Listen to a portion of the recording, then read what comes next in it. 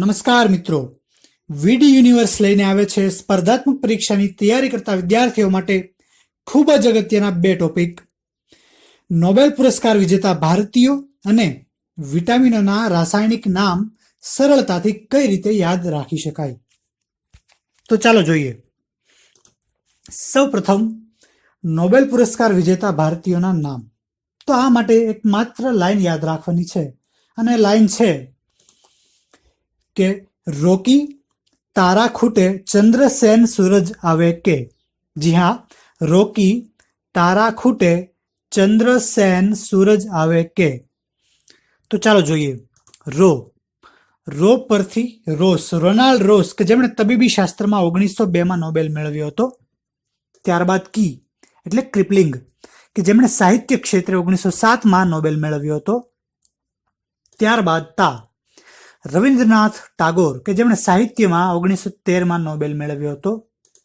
ત્યારબાદ રા એટલે સીવી રામન, કે જેમણે ભૌતિક શાસ્ત્રમાં 1930માં નોબેલ પુરસ્કાર મેળવ્યો હતો.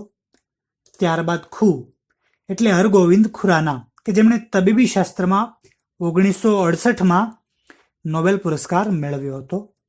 ત્યારબાદ ટે એટલે મધર ટેરેસા, કે જેમણે શાંતિ ક્ષેત્રે 1979માં નોબેલ પુરસ્કાર મેળવ્યો હતો. ત્યારબાદ ચંદ્ર એટલે એસ ચંદ્રશેખર, કે જેમણે ભૌતિક શાસ્ત્રમાં 1983માં નોબેલ પુરસ્કાર મેળવ્યો હતો. ત્યારબાદ સેન એટલે અમર્ત્ય સેન, કે જેમણે અર્થશાસ્ત્રમાં 1998માં નોબેલ પુરસ્કાર મેળવ્યો હતો. ત્યારબાદ સૂરજ એટલે વિદ્યાધર સૂરજ પ્રસાદ નાયપોલ, કે જેમણે સાહિત્યમાં 2001માં નોબેલ પુરસ્કાર મેળવ્યો હતો. ત્યારબાદ આ એટલે આર કે પચૌરી, કે જેમણે શાંતિ ક્ષેત્રે 2007માં નોબેલ પુરસ્કાર મેળવ્યો હતો. ત્યારબાદ વે પરથી વેંકટરમન રામકૃષ્ણન, કે જેમણે રસાયણશાસ્ત્રમાં 2009માં નોબેલ પુરસ્કાર મેળવ્યો હતો. ત્યારબાદ કે એટલે કૈલાસ સત્યાર્થી, કે જેમણે શાંતિ ક્ષેત્રે 2014માં નોબેલ પુરસ્કાર મેળવ્યો હતો. હવે મિત્રો જોઈએ, વિટામિનોના રાસાયણિક નામ સરળતાથી કઈ રીતે યાદ રાખી શકાય. તો આ માટે પણ આપણે એક લાઈન યાદ રાખવાની છે, અને એ પણ થોડા રાજસ્થાની સ્ટાઇલમાં.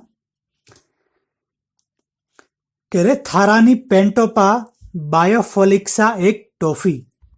રે થારાની પેન્ટોપા બાયોફોલિક્સા એક ટોફી. તો ચાલો જોઈએ. સૌ પ્રથમ મિત્રો આપણે વિટામિનોના નામ યાદ રાખવાના છે, કે vitamin A, B1, B2, B3, B5, B6, B7, B9, B12, C, D, E અને K. હવે જોઈએ.